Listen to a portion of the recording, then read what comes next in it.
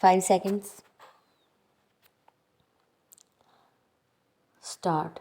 Sir, now he read out some of the measures that the finance minister has taken, the repeated double dose of devaluation, etc. The fact is that there was exchange rate situation not in line with the market. So far as Indian rupee is concerned, it had to be brought to a realistic level. Stop. After all, the external price of rupee is a function of supply and demand of rupee in the international market. Stop. By artificially pegging it high, you are creating problems for yourself. Stop. It does not solve the problem. Stop. Of course, under the floating exchange rate situation, the price gets adjusted parity, but it needed realignment substantially and what you call double dose. Stop. Of course, there were two steps, and perhaps it could have been done in the first step. Stop. I concede that point. Stop. Maybe the finance minister wanted to have your reaction first and then go about it further. Stop. But ex post facto judgment is that the exchange value of rupee is more realistic today. Stop.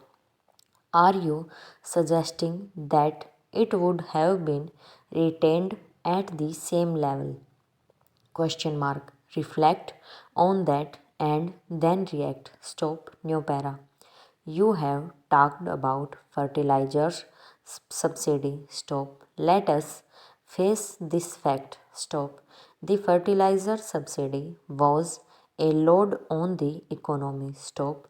Subsidies must have economic rationality, and all steps which you take may have historical rationality at some point. Stop. But simply because you gave one, they do not remain rational. Stop. They become irrelevant, and the fertilizer subsidy is a good case where initially it was needed. Stop. It served its purpose. Stop. It has delivered, among other things, a kind of vibrant rural economy in the Green Revolution area. Stop. But let us go deep into that. Stop. What is now the productivity of the agriculture sector in the Green Revolution, the prime beneficiary of the fertilizer subsidy? Question mark. Is it going up or has it reached a plateau or not? Stop. Who are the primary beneficiaries? Question mark. Do they pay income tax? Question mark. Are they not the beneficiaries of frequent procurement price rise twice in the previous government? Question mark. Of course, you had your voters to reward. Stop. Political compulsions you had to face. Stop. Fortunately or unfortunately, it has not helped you in this round of election. Stop. But in previous round it had helped you. Stop. The other part is that is there other kind of subsidy for the agricultural sector? Question mark. If you want agriculture sector to flourish, we need capital intensity for economic development. Stop. In the rural areas, the public distribution system a virtual non-existence. Stop. If it is brought to the benefit of that, we welcome it. Stop.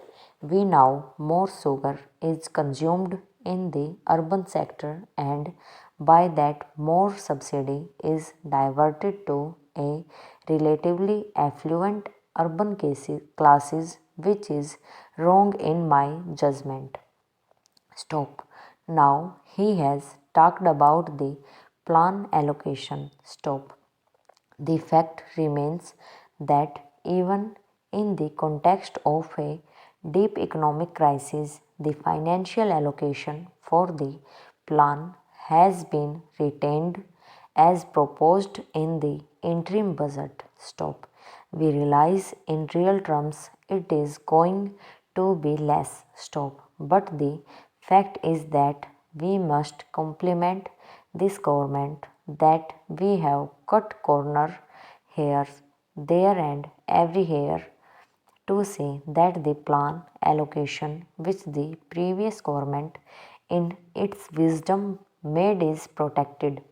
Stop. In real terms, it is certainly going to be less because of the price rise, but you must give compliments to the government that despite the fiscal crisis and all other problems, despite the fact that our own planning program is still on the design board because we have announced that the 8th plan is to begin from the 1st of April 1992 because two of you have delivered a 2-year plan holiday to this country. The very fact that we have allowed it that much to be retained will protect the growth impulses. Stop. But more important, within the plan allocation, priority has been given to the rural sector and to the agricultural sector. Stop. You talked about employment. Stop. You promised milk and honey. Stop. How many jobs you created, I leave it to your wisdom. Stop. We have promised in the rest of this financial year 900 million man days of jobs to be created more in the rural sector and the agricultural sector, and that is why the plan allocation is tilted in favor of the rural sector and the agricultural sector. Stop. That was one of your election promises. Stop. How much of that you delivered in terms of stepping up of investment for the rural sector? I leave it for your wisdom to reflect. Stop. Now it is not only the rural sector, the agro industries that is going to benefit. Stop. The social sector such as education, health, etc. Stop. Will ultimately generate additional employment opportunities here. Stop. Madam, our friends talked about public enterprises. Stop.